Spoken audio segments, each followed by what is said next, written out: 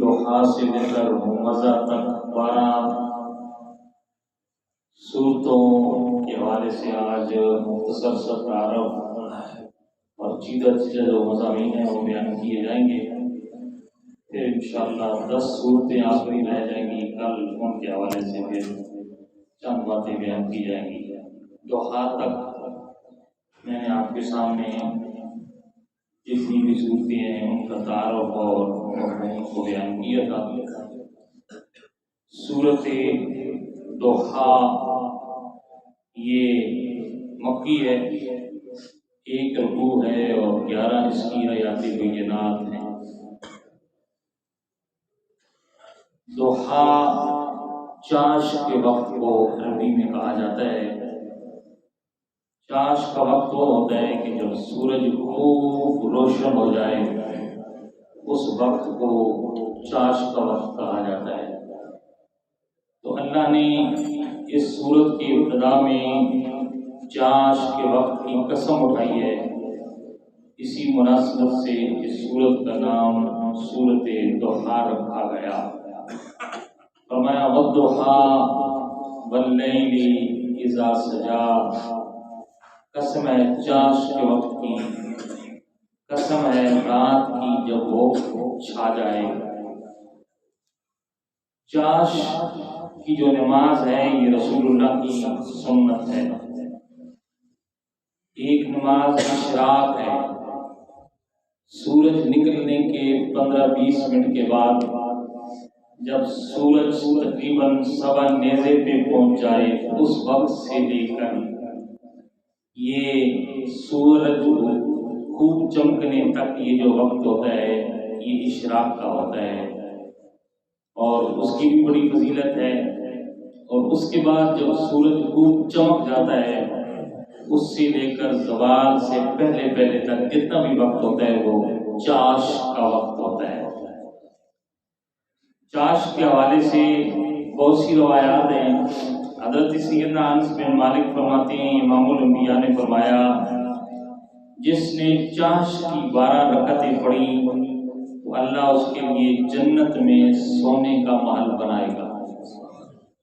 یعنی اس نماز کی کم از کم 2 رکعتیں ہیں اور زیادہ سے زیادہ 12 رکعتیں ہیں جو امام الانبیاء صلی اللہ علیہ وسلم سے جو ہے وہ ثابت ہے.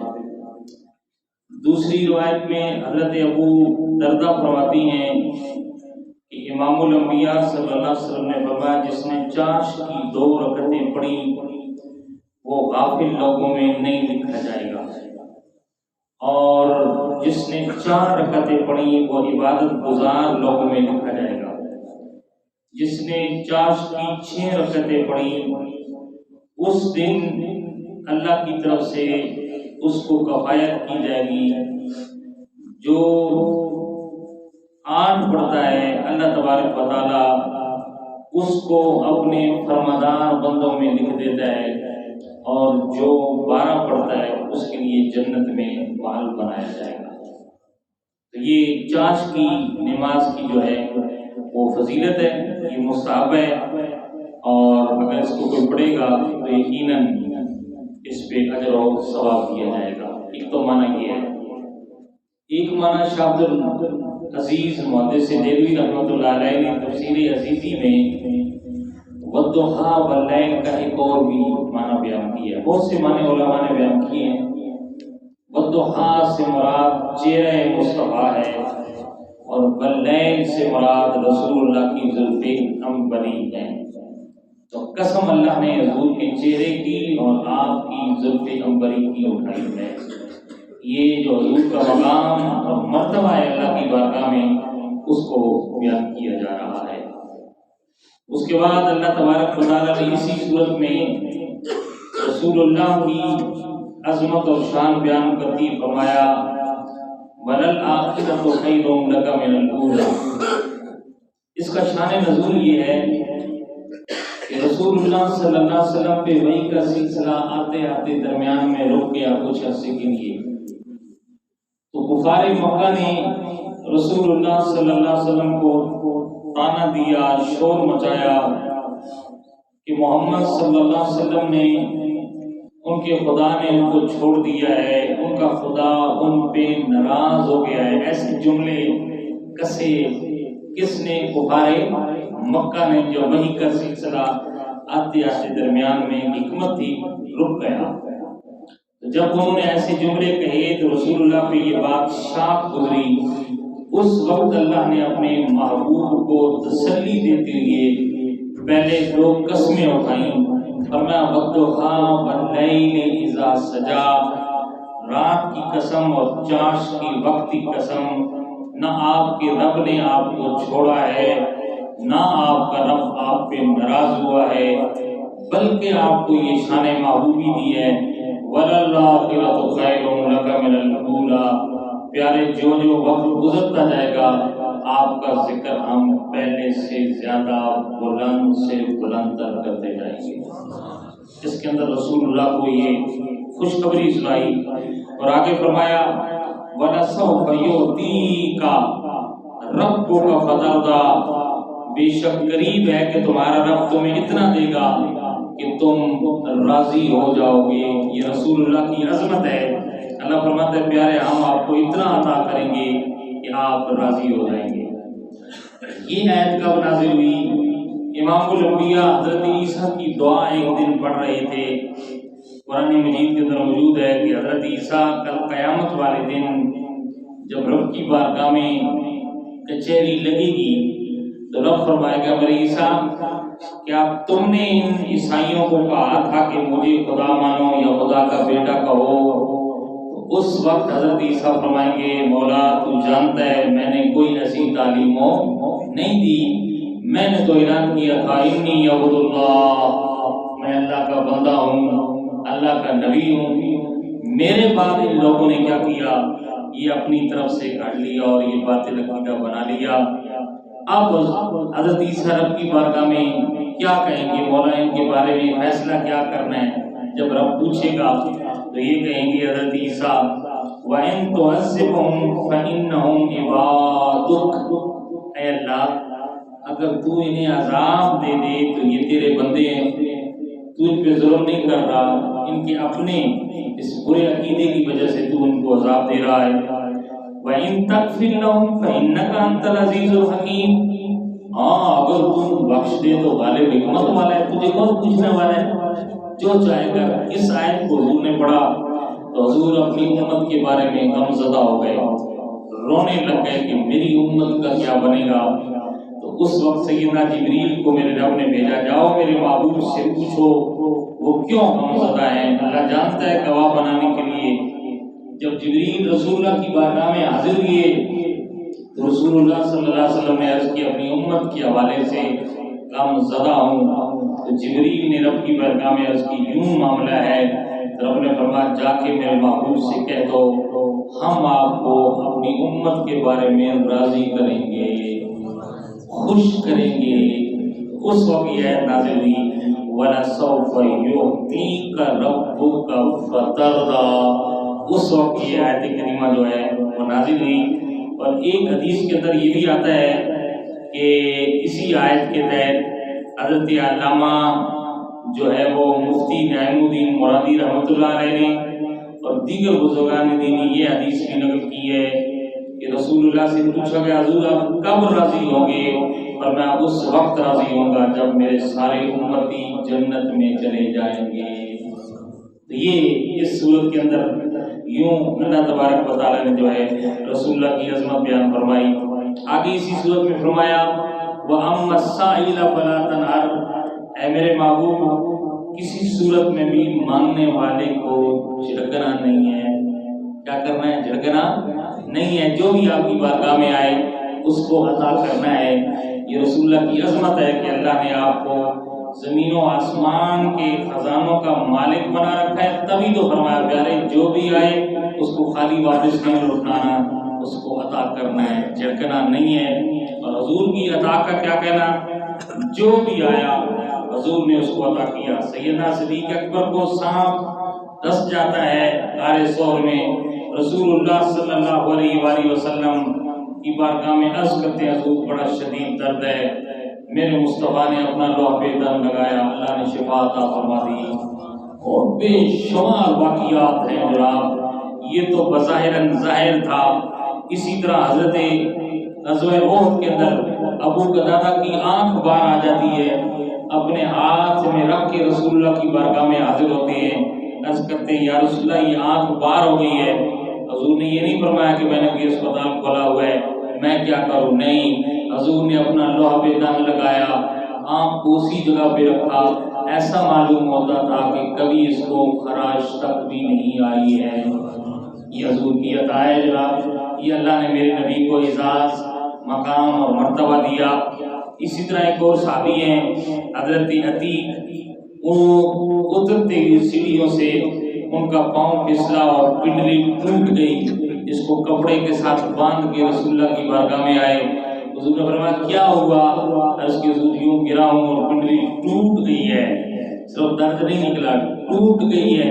حضور نے فرمایا کھولو کپڑے کو، ٹانگ سیدھی کی، لوح دن لگایا، ایسے ہو گیا جیسے کہ اس کو کبھی کوئی تکلیف ہوئی نہیں تھی۔ تو یہ رسول اللہ کی عطا ہے جو اللہ نے آپ کو عطا فرما رکھی، ان چیزوں کو بیان کیا جناب۔ اس کے بعد آگے سورۃ علم نشرح، اس کے 3 نام ہیں جناب، سورۃ شرح بھی اس کو کہتے ہیں، اس کو انشراح بھی کہتے ہیں، اور سورۃ علم نشرح بھی کہتے ہیں۔ یہ بھی مکی ہے، 1 رکوع ہے، اور اس کے اندر 8 آیات بینات ہیں اس سورت کے اندر۔ اس سورت کے اندر یہ کب نازل ہوئی؟ علم نشرح لک صدرک، اللہ فرماتا ہے پیارے محبوب ہم نے تمہاری خاطر تمہارا سینہ نہیں کھولا، یعنی کھول دیا، ہم نے آپ کا سینہ کشادہ کیا۔ اللہ اکبر۔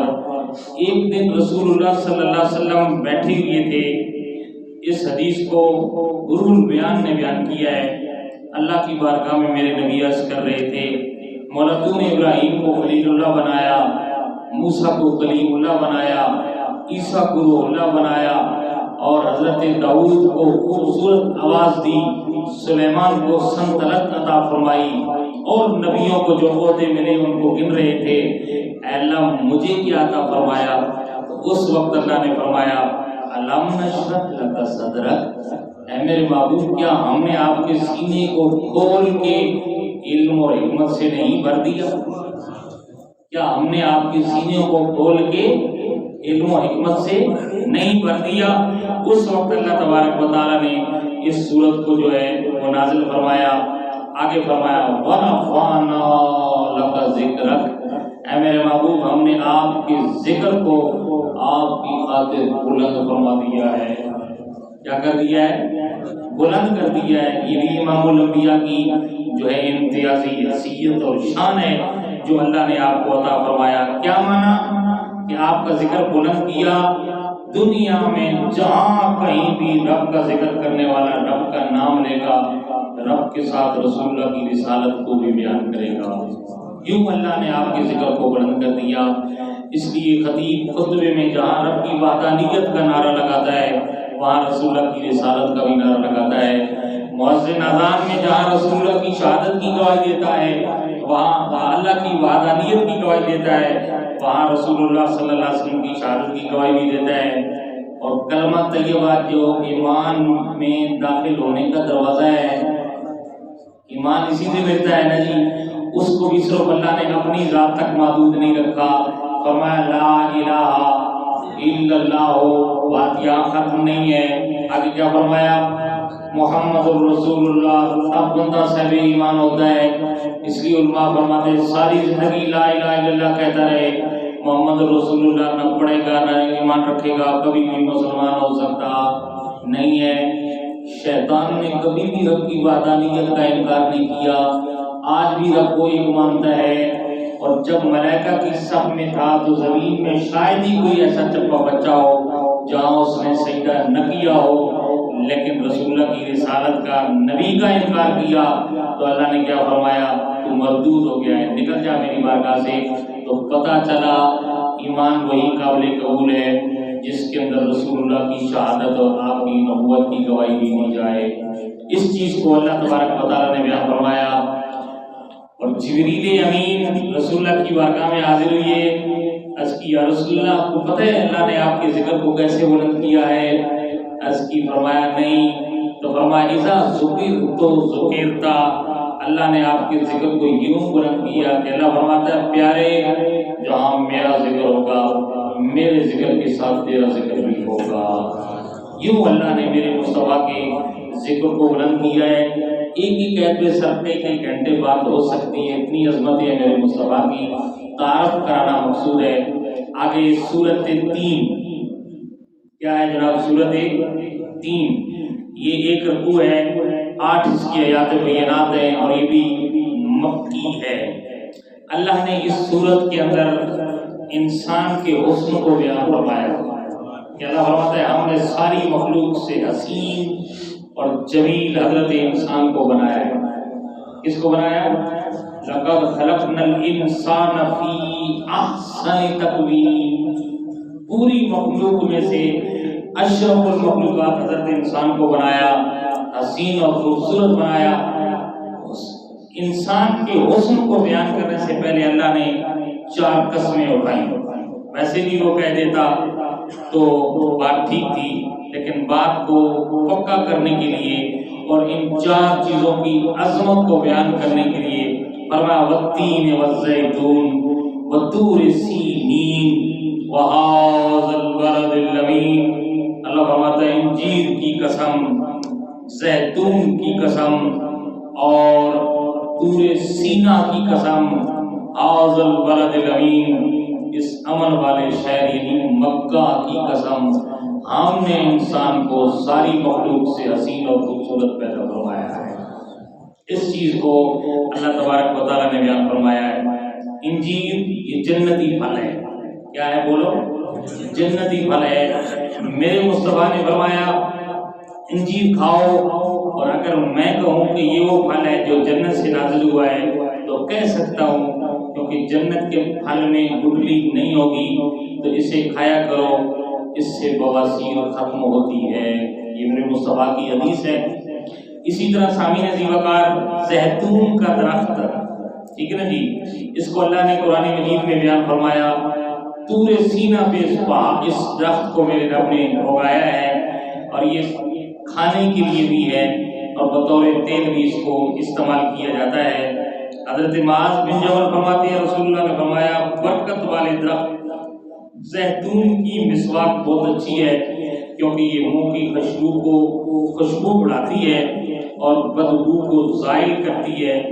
یہ میری اور مجھ سے پہلے نبیوں کی سنت ہے۔ تو زیتون کا مسواک خاص طور پہ رسول اللہ صلی اللہ علیہ وسلم نے اس کو استعمال فرمایا۔ طور سینا یہ وہ پہاڑ ہے جس پہ جناب موسیٰ کلیم اللہ کو رب کے ساتھ ہم کلامی کا شرف نصیب ہوا تھا۔ سینا وہ جگہ ہے جہاں حضرت عیسیٰ کی ولادت باسعادت ہوئی تھی، اور هذا البلد سے مراد خانہ مکہ مکرمہ ہے۔ یہ مکہ مکرمہ میرے نبی کی جائے ولادت بھی ہے اور اعلان نبوت کی جگہ بھی ہے۔ مکہ مکرمہ وہ شہر ہے جس کے اندر اللہ نے اپنا گھر خانہ کعبہ بنا رکھا ہے۔ تو اس چیز کو بیان فرمایا۔ آگے سورت علق، یہ ایک رکوع ہے جناب، اس کی 19 آیات بینات ہیں، اور یہ سورت بھی جو ہے وہ مکی ہے۔ اکثر علماء کے نزدیک اس کو مکی بیان کیا ہے، کچھ اس کی آیات مدنی ہیں۔ بہرحال خون کے لوتھڑے کو عربی میں علق کہتے ہیں، خون کے لوتھڑے کو عربی میں علق کہتے ہیں۔ اس سورت کی دوسری آیت میں یہ لفظ موجود ہے علق، اس لیے اس مناسبت سے اس سورت کا نام سورت علق رکھا گیا۔ اس کو سورت اقرا بھی کہتے ہیں۔ اقرا بسم ربک الذی خلق، خلق الانسان من، یہ اللہ نے اس چیز کو جو ہے وہ بیان فرمایا۔ اس سورت کا دوسرا نام سورت علق بھی ہے۔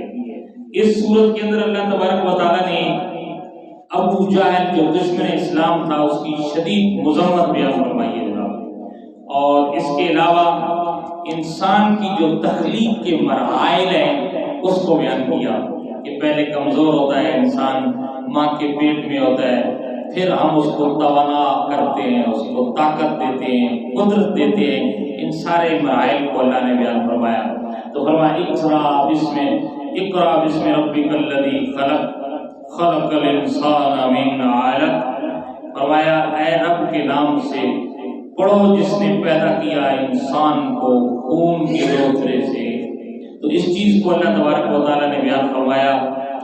حضرت امام الانبیاء دوسرا معنی یہ ہے کہ اللہ نے فرمایا اے حبیب آپ کی طرف جو قرآن نازل کیا گیا اسے اپنے رب کے نام سے پڑھو جس نے تمام مخلوق کو پیدا کیا ہے، اس رب کے نام سے اس قرآن کو پڑھو۔ یہ بات بیان کی گئی ہے۔ آگے اس صورت کے اندر اللہ تبارک و تعالیٰ نے قلم کی عظمت بیان فرمائی ہے، کتابت کی، لکھنا۔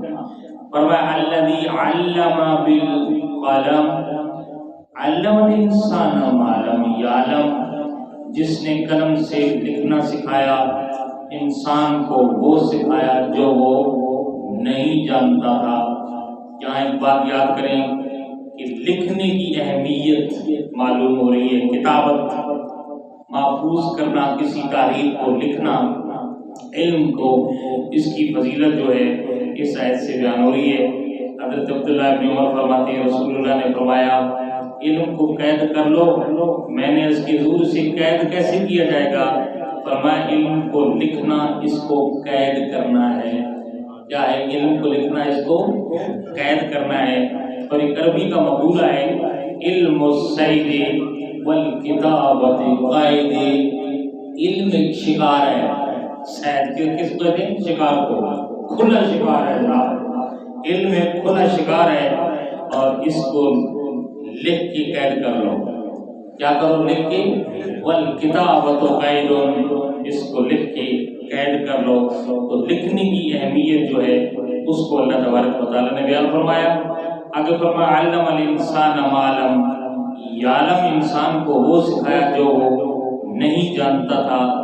ایک قول میں اس انسان سے مراد یہاں حضرت آدم ہے کہ جو اللہ نے فرشتوں کے سامنے حضرت آدم کو علم دیا تھا کہ وعلم آدم الاسماء کلہا، سورۃ بقرہ میں۔ اور ایک قول کے مطابق یہاں انسان سے مراد رسول اللہ کی ذات ہے کہ اللہ اپنے نبی سے فرما رہا ہے جو